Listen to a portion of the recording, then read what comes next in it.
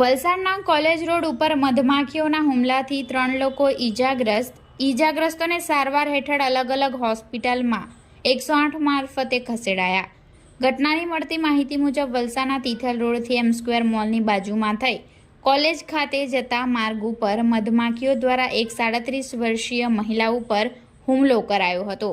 જોકે આ સમય દરમિયાન સ્થાનિકોએ ફાયર એક્સટેન્શન સિલિન્ડર તથા મસાલનો ઉપયોગ કરી મહિલાને હેમખેમ પ્રકારે બચાવી ઘટનાની જાણ 108 એમ્બ્યુલન્સને કરાઈ હતી અને ઈજાગ્રસ્ત મહિલાને વલસાડની ખાનગી હોસ્પિટલમાં ખસેડાઈ હતી.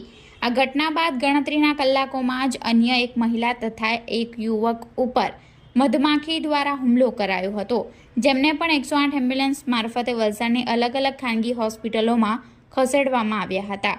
જોકે સમગ્ર બનાવની જાણ ગ્રામ પંચાયતના સરપંચ ધર્મેશ પટેલને કરાતા તેમણે એક્સપર્ટ તથા વલસાડ નગરપાલિકા ફાયરની ટીમને ઘટનાની જાણ કરી હતી.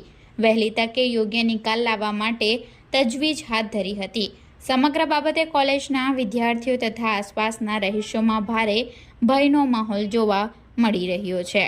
આજરોજ કોલેજ કેમ્પસની નજીકમાં એક ઝાડ પર જંગલી મધમાખી બેસેલી હતી. એમાં એક પક્ષી દ્વારા એને ઉડાવવામાં આવેલી અને એના કારણે જે કોલેજોમાં જે સ્ટુડન્ટો જાય છે એની ઉપર મધમાખીએ એટેક કરેલો હતો.